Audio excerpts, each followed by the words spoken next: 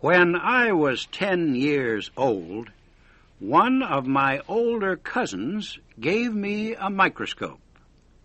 The first time I looked through its magic lens, the clouds that surrounded my daily life rolled away. I saw a universe of tiny, living creatures in a drop of water. Day after day, night after night, I studied life under my microscope. The fungus that spoiled my mother's jam was, for me, a land of magic gardens.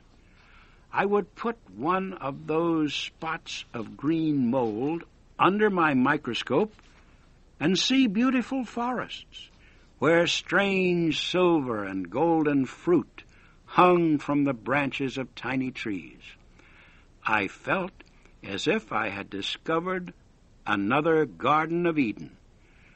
Although I didn't tell anyone about my secret world, I decided to spend my life studying the microscope. My parents had other plans for me. When I was nearly 20 years old, they insisted that I learn a profession. Even though we were a rich family, and I really didn't have to work at all. I decided to study medicine in New York. This city was far away from my family, so I could spend my time as I pleased. As long as I paid my medical school fees every year, my family would never know I wasn't attending any classes. In New York, I would be able to buy excellent microscopes and meet scientists from all over the world. I would have plenty of money and plenty of time to spend on my dream. I left home with high hopes. 2 days after I arrived in New York, I found a place to live. It was large enough for me to use one of the rooms as my laboratory. I filled this room with expensive scientific equipment that I did not know how to use. But by the end of my first year in the city, I had become an expert with the microscope. I also had become more and more unhappy.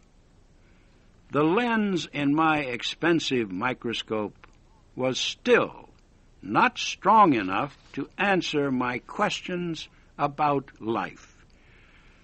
I imagined there were still secrets in nature that the limited power of my equipment prevented me from knowing.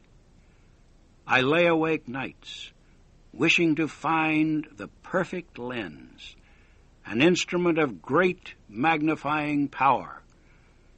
Such a lens would permit me to see life in the smallest parts of its development.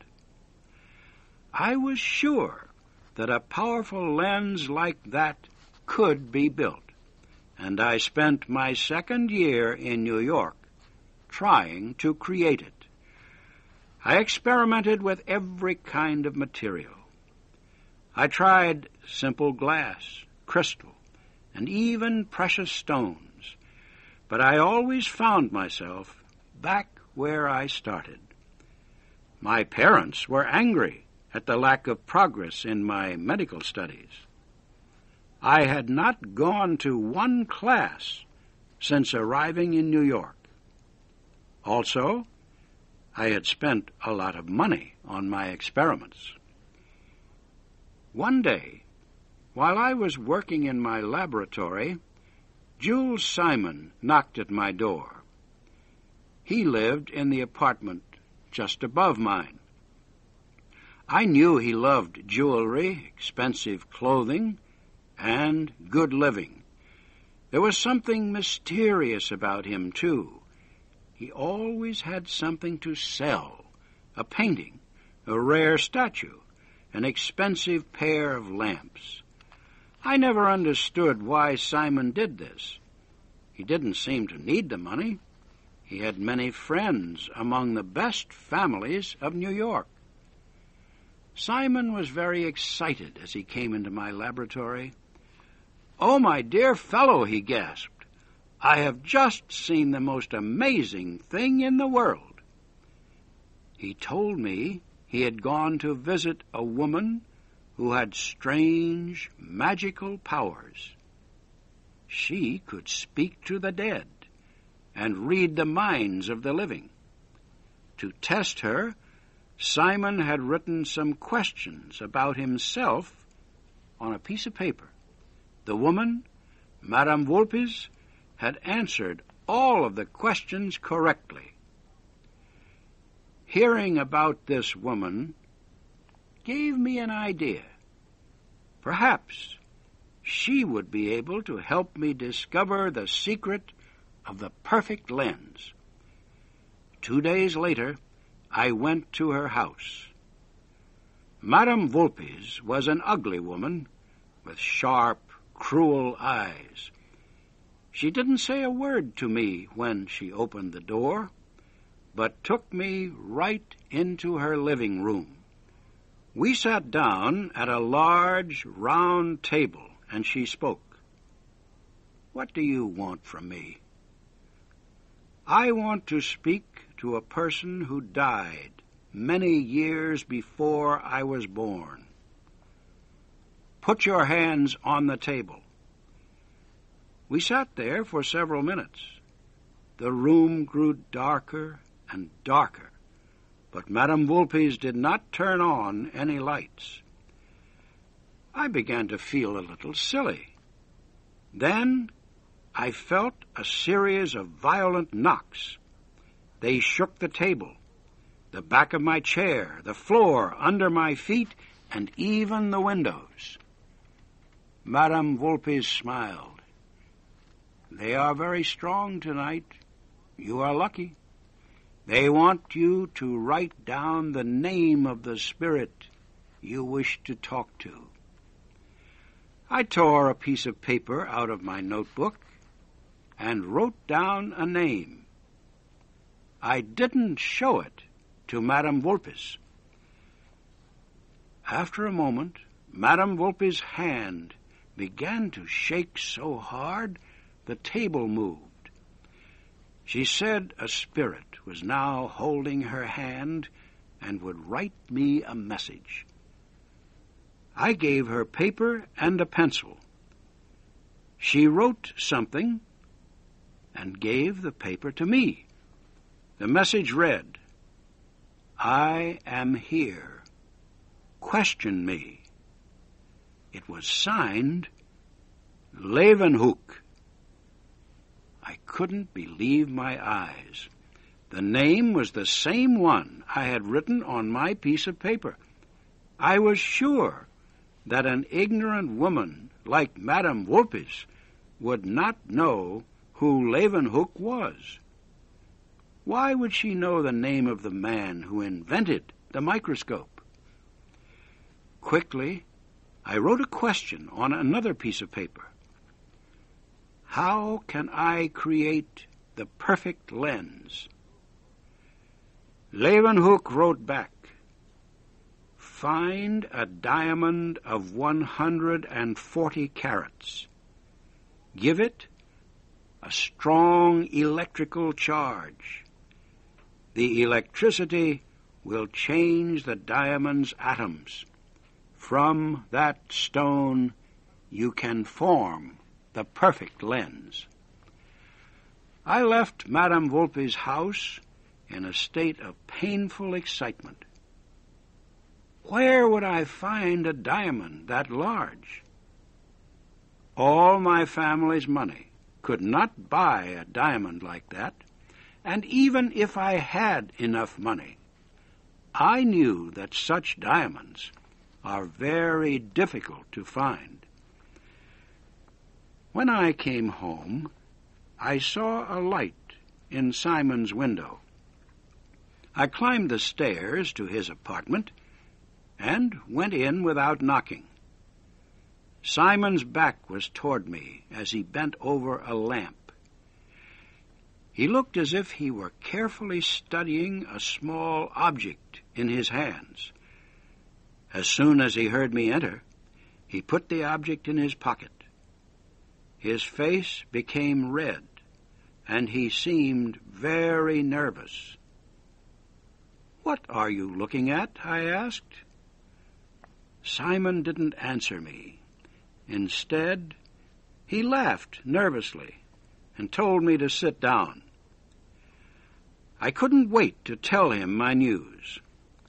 "Simon, I have just come from Madame Vulpes. She gave me some important information that will help me find the perfect lens. If only I could find a diamond that weighs 140 carats." My words seemed to change Simon into a wild animal. He rushed to a small table and grabbed a long, thin knife. "No," he shouted, "you won't get my treasure. I'll die before I give it to you." "My dear Simon," I said, "I don't know what you are talking about.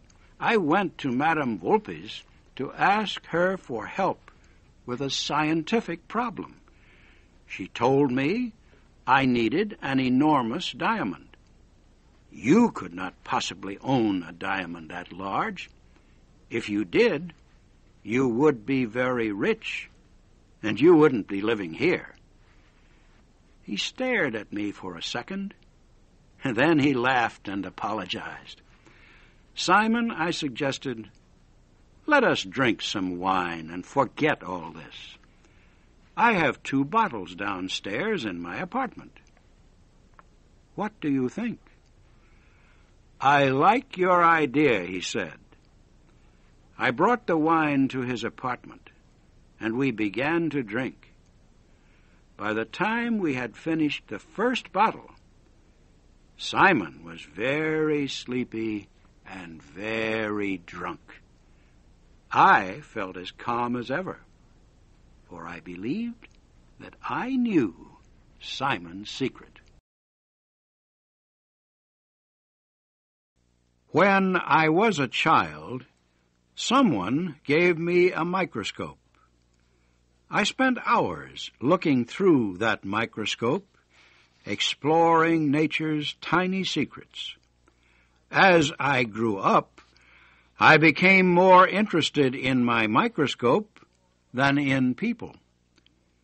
When I was 20 years old, my parents sent me to New York City to study medicine. I never went to any of my classes. Instead, I spent all my time and a lot of my money trying to build the perfect microscope. I wanted to make a powerful lens that would let me see even the smallest parts of life. But all my experiments failed.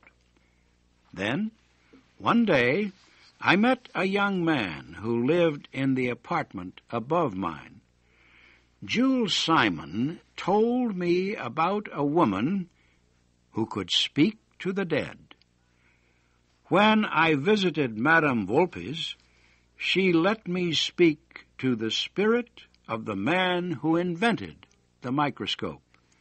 The spirit of Anton Leeuwenhoek told me how to make a perfect lens from a diamond of 140 carats. But where could I find a diamond that big? When I returned home, I went to Simon's apartment. He was surprised to see me and tried to hide a small object in his pocket. I wanted to discover what it was, so I brought 2 bottles of wine to his apartment. We began to drink. By the time we had finished the first bottle, Simon was very drunk. "Simon, I know you have a secret. Why don't you tell me about it?" Something in my voice must have made him feel safe. He made me promise to keep his secret. Then he took a small box from his pocket. When he opened it, I saw a large diamond, shaped like a rose. A pure white light seemed to come from deep inside the diamond. Simon told me he had stolen the diamond from a man in South America. He said it weighed exactly 140 carats. Excitement shook my body. I could not believe my luck. On the same evening that the spirit of Leeuwenhoek tells me the secret of the perfect lens, I find the diamond I need to create it. I decided to steal Simon's treasure. I sat across the table from him as he drank another glass of wine. I knew I could not simply steal the diamond. Simon would call the police. There was only one way to get the diamond. I had to kill Simon. Everything I needed to murder Simon was right there in his apartment. A bottle full of sleeping powder was on a table near his bed. A long, thin knife lay on the table. Simon was so busy looking at his diamond that I was able to put the drug in his glass quite easily. He fell asleep in 15 minutes.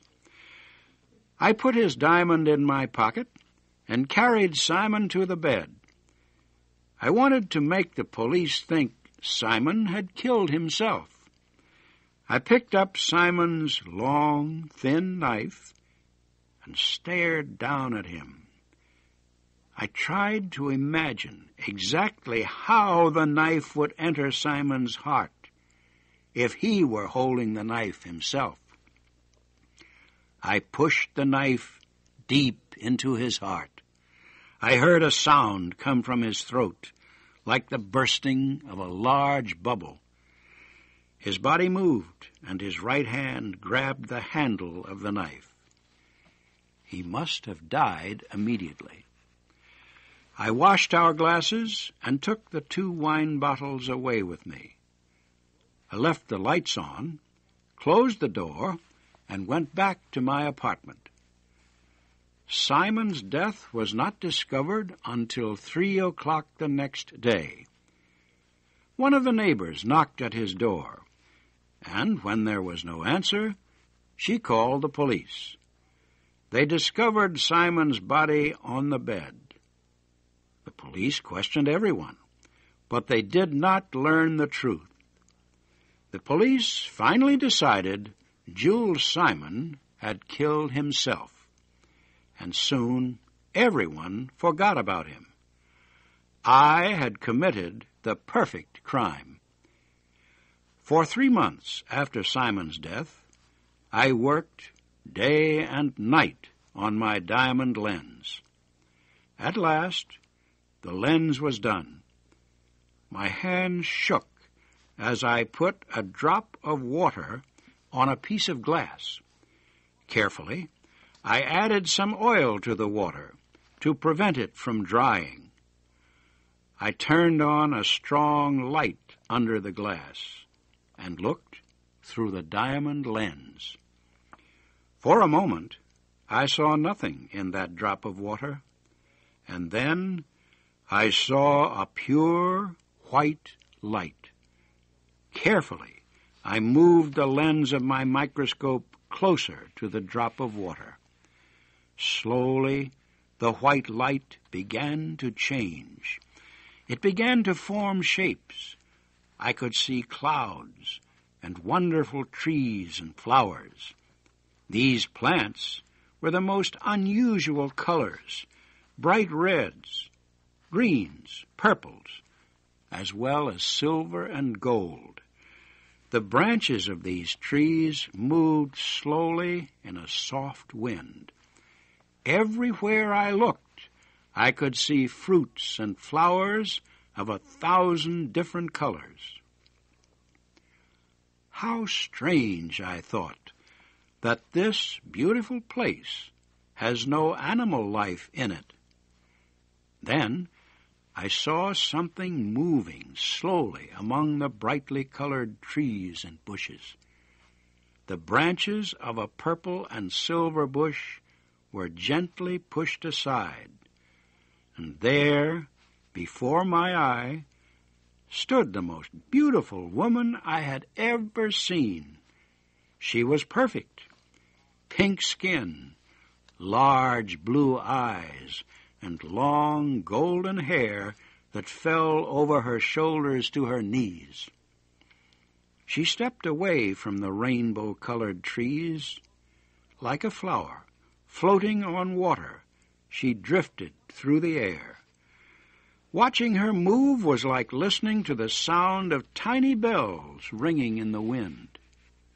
She went to the rainbow-colored trees and looked up at one of them. The tree moved one of its branches that was full of fruit. It lowered the branch to her, and she took one of the fruits.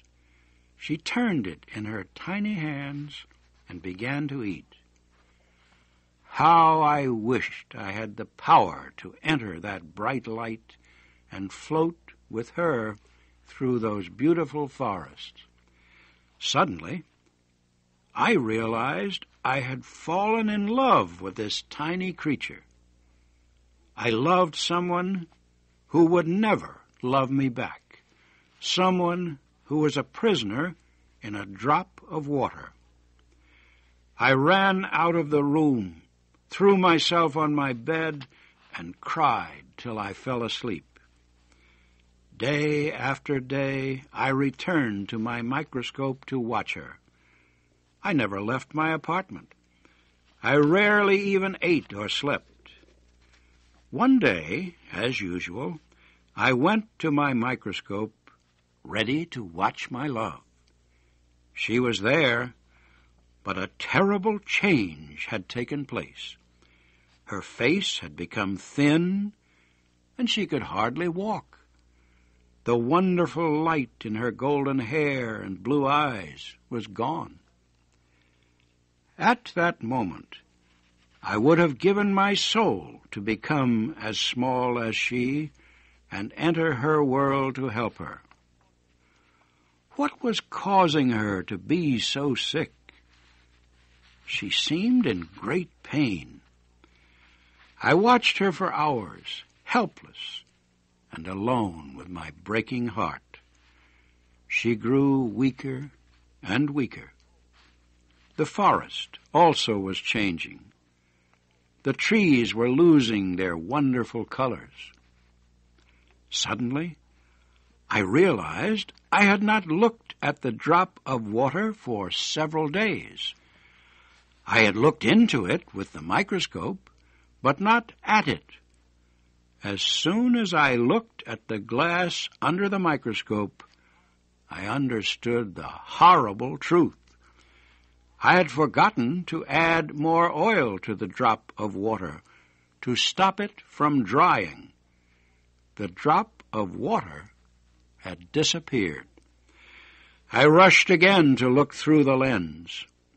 The rainbow forests were all gone. My love lay in a spot of weak light. Her pink body was dried and wrinkled. Her eyes were black as dust. Slowly, she disappeared forever. I fainted and woke many hours later on pieces of my microscope. I had fallen on it when I fainted. My mind was as broken as the diamond lens. I crawled to my bed and withdrew from the world. When I finally got better, months later, all my money was gone. People now say I am crazy. They call me Linley, the mad scientist. No one believes I spoke to the spirit of Leeuwenhoek. They laugh when I tell them how I killed Jules Simon and stole his diamond to make the perfect lens. They think I never saw that beautiful world in a drop of water. But I know the truth of the diamond lens, and now so do you.